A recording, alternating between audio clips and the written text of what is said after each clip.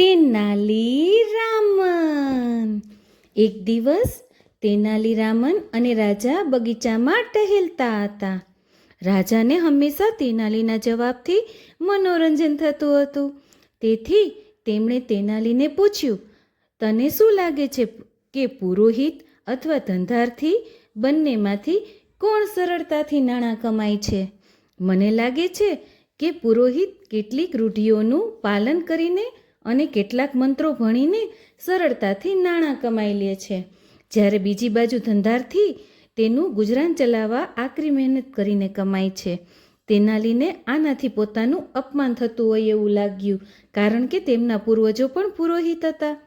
તેનાલીએ વિસ્તૃત રીતે સમજાવતા કહ્યું, ઓ રાજા, મને લાગે છે કે પુરોહિતો સરળ હોય છે અને ધંધો કરનારા વેપારીની યુક્તિઓ એ જાણે છે. જો કે તેનાલીને તેની વાત સાબિત કરવાનું કહેવામાં આવ્યું. બીજા દિવસે તેનાલીએ મુખ્ય પુરોહિતને બોલાવ્યા અને રાજાને બાજુના ઓરડામાં બેસવા માટે કહ્યું. રાજા બધી જ વાતચીત સ્પષ્ટપણે સાંભળી શકતા હતા. જ્યારે મુખ્ય પુરોહિત આવ્યા, તેનાલીએ તેમને કહ્યું, તમે તમારા માથા પરથી વાળનું ગૂંચળું મને આપી શકો છો? રાજા મુખ્ય પુરોહિતના વાળનું ગૂંચળું મેળવવા ઈચ્છે છે. મુખ્ય પુરોહિત ગભરાઈ ગયા અને તેમણે કહ્યું, તેનાલી, તમે જાણો છો કે આ વાળનું ગૂંચળું મારા માટે કેટલું વિશેષ છે? એ મારી સામાજિક ઓળખ છે. તે મારા વ્યવસાયનું પ્રતિનિધિત્વ કરે છે. જો હું તે તમને આપી દઉં તો હું મારી પ્રતિષ્ઠા ગુમાવીશ.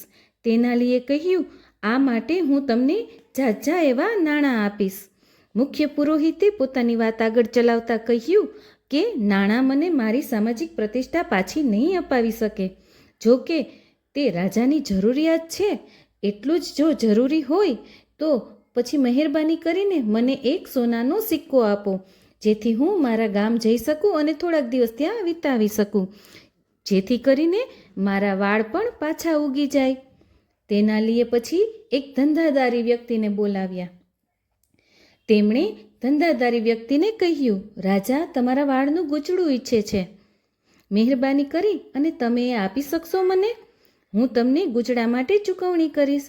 ધંધાર્થીએ જવાબ આપ્યો, હું તમને વાળનું ગૂંચળું તો આપી શકું, પણ મેં તે ઉગાડવા પાછળ જે રોકાણ કર્યું છે તેનું શું? અને ગૂંચળાની સાથે હું મારી પ્રતિષ્ઠા કેમ ગુમાવું? તેથી તમારે મને વધારે નાણાંની ગોઠવણ કરી આપવી પડશે. તેનાલીએ કહ્યું, મને માત્ર તમારી રકમ જણાવો અને હું તમને તરત જ તે ચૂકવી આપીશ. ધંધાર્થીએ કહ્યું, મારે આ વાળના ગૂંચળા માટે 200 સોનાના સિક્કાની જરૂર પડશે. ધંધાર્થીને 200 સોનાના સિક્કા આપવામાં આવ્યા. પછી વાણંદને તે વ્યક્તિના વાળનું ગૂંચળું કાપવા માટે બોલાવવામાં આવ્યું. ધંધાર્થી વ્યક્તિએ તેનો વિરોધ કર્યો અને કહ્યું, હવે વાળનું ગૂંચળું રાજાનું થયું અને હું તે માત્ર રાજાને જ આપીશ. તે તરત જ મહેલના રક્ષકોને અવગણીને મહેલમાંથી ભાગી ગયો. રાજાએ બાજુના ઓરડામાંથી બધું જ સાંભળ્યું. હવે તે તેનાલીરામન સાથે સંમત થયા કે પુરોહિત ઘણા જ સરળ હોય છે. તેનાલીરામન.